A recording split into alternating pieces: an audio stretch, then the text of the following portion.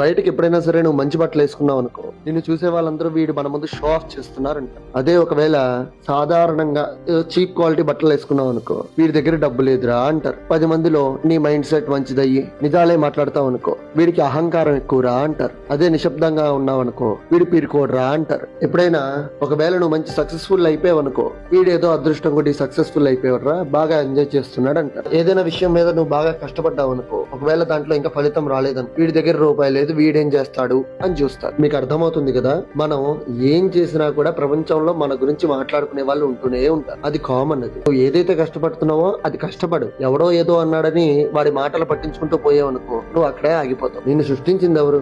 నీ తల్లిదండ్రులు కదా. నీ తల్లిదండ్రుల విషయంలో నువ్వు వాళ్ళని సంతోషంగా చూస్తున్నావా లేదా అన్న విషయం ఒకటే ఆలోచించుకో. ఎవడో ఏదో అంటే నీకెందుకయ్యా? మన పని మనం చేసుకున్నామా, సంతోషంగా జీవితంలో హ్యాపీగా ఉన్నామా అని ఆలోచించేప్పుడే.